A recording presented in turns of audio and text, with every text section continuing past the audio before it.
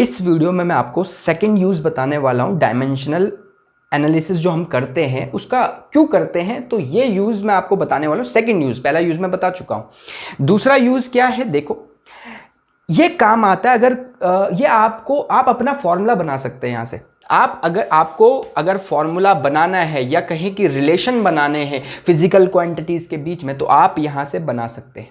बस पता यह होना चाहिए कि जिस फिजिकल क्वांटिटी का आपको फॉर्मूला बनाना है वो किन चीजों पे डिपेंड कर रहा है, किन किन फैक्टर्स पे डिपेंड कर रहा है, ये आपको देखना पड़ेगा।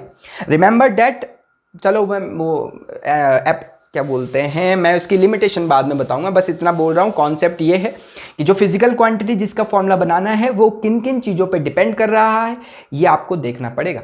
ओके, तो फॉर एग्जांपल हमारे पास एक ऐसे बॉब है, मतलब पेंडुलम है, और ये बॉब है, इसको बॉब बोला जाता है, ठीक है, बॉब। ओके, तो इसका कुछ मास होगा m, इसकी कुछ लेंथ होगी इस स्ट्रिंग की, दिस इज l। ओके, और एक्सेलरेशन ड्यू टू ग्रेविटी, जो एक्सेलरेशन ड्यू टू ग्रेविटी जिसको g कहा जाता है वो है। तो यहाँ पे बोला गया है जो ये सिंपल पेंडुलम होगा, इसका जो टाइम पीरियड होगा, जो टाइम पीरियड है वो तीन चीजों पे डिपेंड कर रही है।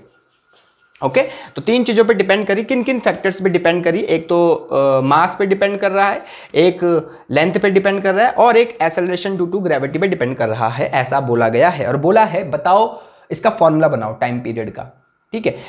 तो टाइम पीरियड का फॉर्मूला बनाओ या बोला जाए कि रिलेशन बनाओ इनके साथ, तो सेम चीज है, उसका बोलने का मतलब सेम है। तो देखते हैं, तो हमें यहां से पता चला कि टाइम जो है वो डिपेंडेंट है किस पे, मास पे, लेंथ पे, एक्सेलरेशन ड्यू टू ग्रेविटी पे।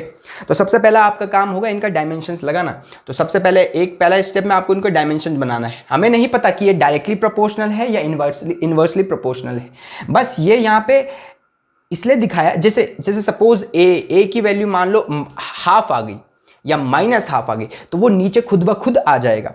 तो यहां पे ये बता रहा है सिर्फ डिपेंडेंसी, ठीक है। यहां पे आप इसको ऐसा ना ले कि हमने डायरेक्टली प्रोपोर्शनल मान लिया है, ऐसा नहीं है। इसका मतलब है कि ये डिपेंडेंट है इन चीजों पे। अब देखते हैं, ये खुद ब खुद आंसर आपको दे देंगे। जब आप इनकी वैल्यू निकालोगे तो वो खुद ब खुद आंसर दे देंगे कि या ये इनवर्सली प्रोपोर्शनल है या डायरेक्टली प्रोपोर्शनल है। ओके, तो जब इसको सॉल्व करेंगे तो सेकेंड स्टेप है, पहला स्टेप तो ये होता है। दूसरा स्टेप में आपने इसको इज इक्वल्स टू का साइन लगाया, एक कॉन्स्टेंट लगाया, ओके, देन m, ये सेकंड स्टेप हो गया। अब आपका मेन काम है कि हमें इनकी पावर्स, मतलब इनकी जो डायमेंशंस है ए बी और सी, इनकी वैल्यू निकालनी है। तो t इज, अब आपको डायमेंशनल फॉर्मूला सबका पुट करना पड़ेगा। तो लेफ्ट हैंड साइड का dimensional formula t, principle of homogeneity start करते हैं, यूज करते हैं कि इसका डायमेंशनल फॉर्मूला इस वाले टर्म के डायमेंशनल फॉर्मूले के बराबर होना चाहिए, तभी ये इक्वेशन या फॉर्मूला जो आएगा वो सही होगा। अब देखो या के की कोई डायमेंशन होगी क्या, इट इज अ कांस्टेंट, तो my dear friend it is dimensionless. M की क्या होती है, कैपिटल एम, ये लिख लिया मैंने, ए इसकी पावर ये थी, okay. L which is a length, तो एल लेंथ की क्या लिखूंगा, एल ही लिखूंगा, ओके, इट इज बी। क्या मैं जी की क्या लिखूंगा, एक्सेलरेशन ड्यू टू ग्रेविटी, इसका होता है एल टी की पावर -2, और मैंने इसके बाहर लगा दिया क्या, सॉरी, एल टी की पावर 2 होता है, ओके, इसके बाहर लगा लिया सी। तो अब देखते हैं, उसको मैं ऊपर लिख लेता हूं, चलो मैं ऊपर लिख लेता हूं सॉल्व, ताकि आपको सही से दिख जाए। ओके, तो जरा देखते हैं, हमारे पास आया था टी, ओके, एम की पावर ए, एल की power B, and acceleration due to gravity का क्या बनाया था, एल टी की पावर -2 लिख लेता हूं मैं, ऊपर ले जा लेता हूं टी को, और ये क्या आया सी। अब देख ये क्या है, इसकी पावर 1 है, यहां क्या है, एम क्या 0 है, यहां पे पूरा अगर मैं इसे लिखना चाहूं तो m 0 है, l भी 0 है। माय डियर फ्रेंड, अगर ये फॉर्मूला सही है, इसका मतलब डायमेंशनल फॉर्मूला दोनों सही है, ये भी सही, डायमेंशनल फॉर्मूला दोनों का बराबर है अगर ये फॉर्मूला सही है। तो देखते हैं, जरा कंपेयर करते हैं m और m को। तो देखो जरा इनकी पावर कंपेयर करें तो a की power a is equal to 0 आ रहा है। l को कंपेयर करें तो l में b इज इक्वल टू कितना, सॉरी थोड़ा अंदर मल्टीप्लाई करना पड़ेगा, L देखो जरा, L की पावर B, इस वाले में देखो L की पावर C आ रहा है। तो यहां से क्या आ जाएगा, L B प्लस C आ जाएगा, L B प्लस C, ये टोटल आ गया। तो यानी कि B इक्वेशन क्या बन जाएगी, L और L कंपेयर करो, यहां right hand side B plus C है इसकी पावर, और यहां कितनी है इसकी पावर 0, तो कंपेयर करके ये आया। तो यानी कि B is equal to -C, ये आ गया।